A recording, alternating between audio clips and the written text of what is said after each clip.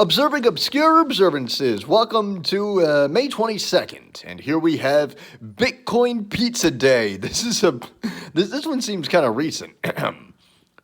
Okay, Bitcoin Pizza Day, celebrated mainly by the Bitcoin Pizza Day, mainly celebrated by the cryptocurrency. Okay. Bitcoin Pizza Day, celebrated mainly by the cryptocurrency community, takes place on the anniversary of the date that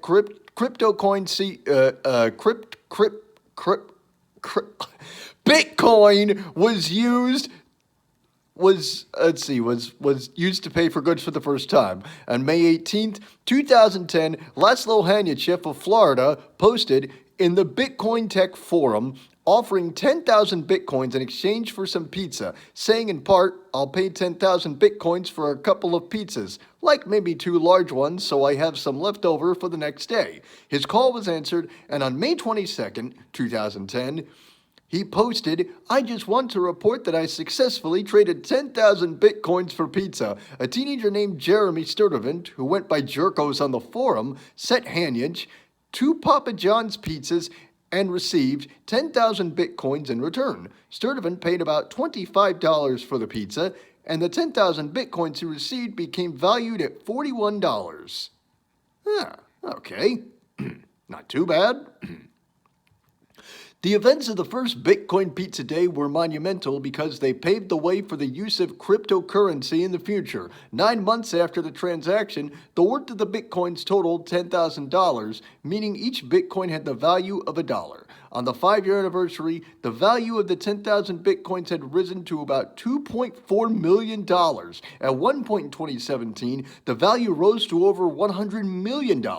As of September of 2018, a Bitcoin is valued at about $6,000, meaning the value of the 10,000 Bitcoins used to pay for the pizza would be about $60 million. Wow, I am in the wrong industry here, folks. Oh, man. Oh, gosh. What am I doing here?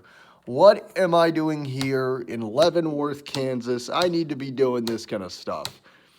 Like, I don't know, Bitcoin or doing this YouTube thing a little bit more than I don't know, because I have admittedly, I've only done 2 videos a day for a certain amount of time period. I really need to get back on the stick. I need to start making more stuff, and hopefully that will lead to more people watching the stuff and hopefully more people subscribing. Canadian Immigrants Day, observed annually on May 22nd. Okay. Immigration process, eh? Going across our borders, eh? Just kidding, folks. I do it out of love. I do it out of love, guys. That's why I do it. Canadian Immigrants Day celebrates those who have immigrated to the United States from Canada. Canada is one of the most sparsely populated countries in the world, and most of its inhabitants live within a few hundred miles of its border with the United States. The border is 5,525 miles in length. This includes the border with Alaska and is the longest border in the world that is not patrolled by military forces. Besides sharing a border, Canada and the United States share many cultural similarities. Most Canadians immigrate to the United States by getting a green card, which they usually have obtained because they have immediate relatives in the country or because they are sponsored by an employer there. Canadians migrate to the United States more than they do to any other country. In 1960, about 10% of the U.S. foreign-born population was Canadian. Although this was down to 2% in 2012, about 800,000 Canadian immigrants lived in the United States at that time. The first wave of Canadian immigrants arrived in the 1860s. They were largely unskilled and came for factory jobs. A second wave arrived between 1900 and 1930 and were pushed by the discrimination they had faced in employment, education, and because of their religion. Immigration to the United States began to decline after this as the Canadian economy began to grow after World War II. During the last half of the 20th century, especially after the passage of the North American the North American Free Trade Agreement in 1994, NAFTA, there was a diversification of Canadian immigrants, which included students, those looking to reunite with their families, educated professionals, and retirees with wishes to move to a warmer climate. Yeah, well, there you go. I liked in The Simpsons. I liked in The Simpsons when Homer called Canada America Junior. When do we gotta leave America to go see America Junior? It's funny. Don't Fry Day, also known as National Heat Awareness Safety Day, observed the Friday before Memorial Day. I guess they're telling you not to, I guess they're telling you to be careful around that grill, and of which I got to think that with this current lockdown and things slowly starting to open up, I mean, I'm not sure how long it's going to be before we can enjoy a barbecue again. Harvey Milk Day, never heard of that, observed annually on May 22nd. Harvey, okay, here's a little information, hopefully. Okay, here we go. Okay, here we go. Harvey Milk Day honors gay rights activist Harvey Milk and also focuses on stopping discrimination against gays and lesbians. Harvey Milk was born in Long Island, New York on May 22, 1930. He served in the U.S. Navy during the Korean War and worked at a Wall Street investment firm for a time afterward, living a closeted gay life at the time. In the early 1960s, his political views were conservative and he campaigned for Barry Goldwater in 1964. Once he got involved in the New York bohemian theater scene, he began befriending a more avant-garde crowd, and his politics began to shift more progressive.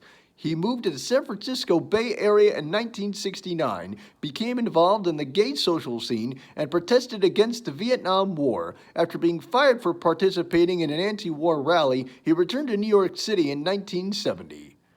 After some time working in New York theater, he returned to San Francisco in 1972 and opened a camera shop on Castro Street, the epicenter of the gay community. The following year, he ran for a seat on the San Francisco Board of Supervisors for the first time, in part because he thought a tax on small businesses was unfair. He did not win a seat, but did manage to finish 10th out of 32 contestants. Afterward, he co-founded the Castro Village Association, which supported gay business owners on Castro Street. He started the Castro Street Fair in 1974 and became known as Mayor of Castro Street. Well, there you go. Interesting little thing there. There's a really wild clip back in the 70s of this woman, this singer, Anita Bryant, and she is very anti-homosexual. And one day she was going to some event. She was getting out of her car, and someone just boom, pwah, hits her right in the face with a banana cream pie.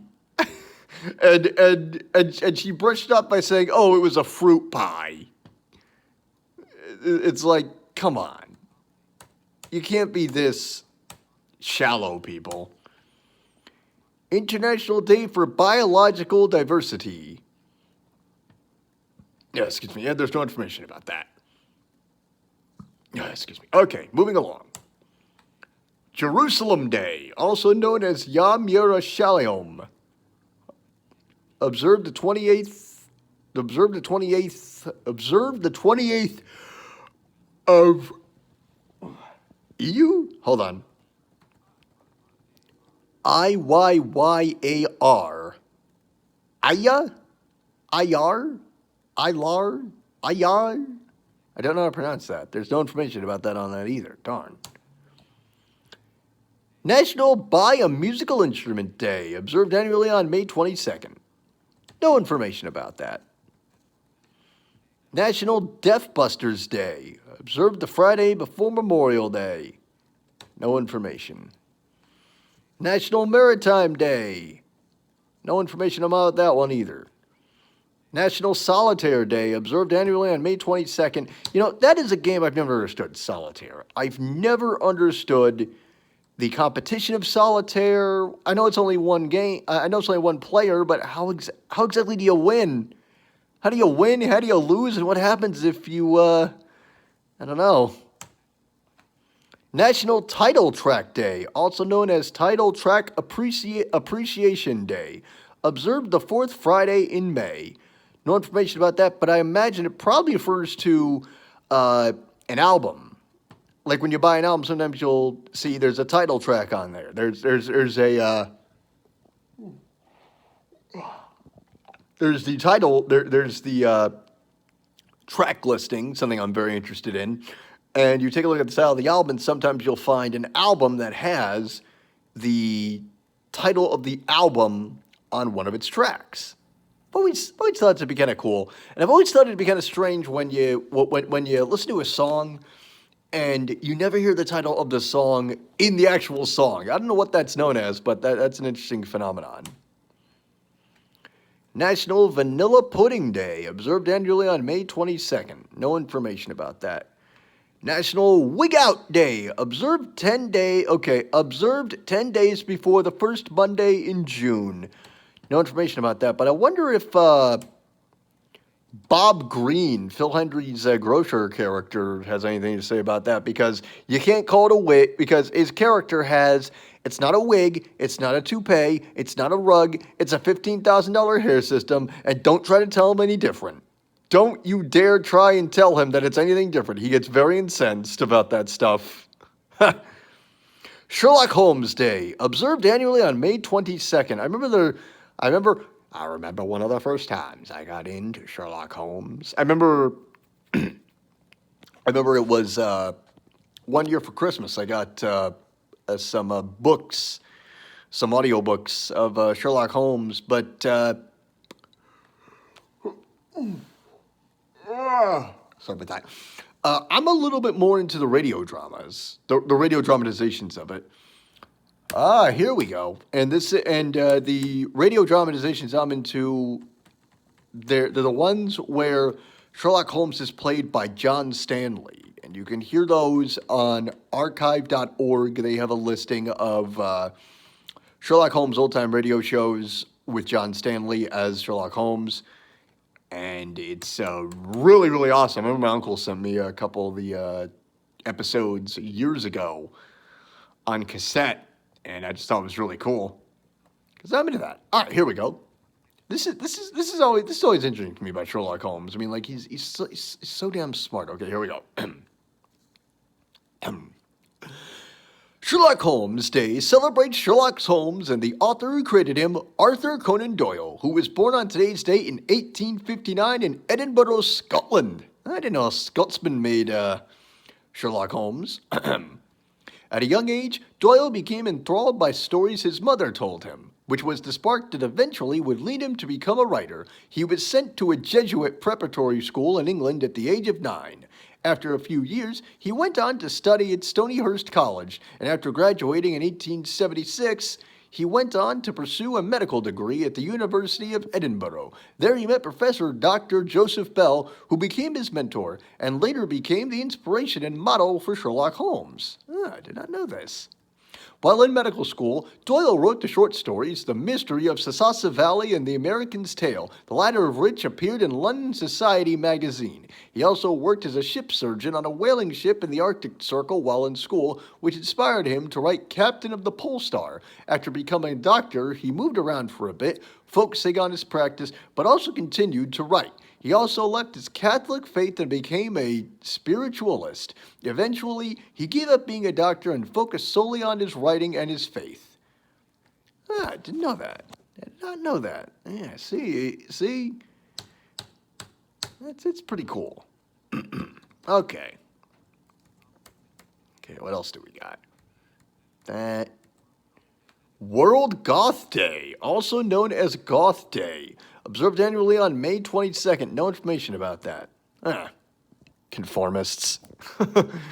I'm not a goth, folks. I just wanted to throw that in from South Park. And that's the end of the video. I'm Lawrence Ross. Thanks for watching, and I'll see you later. Bye-bye.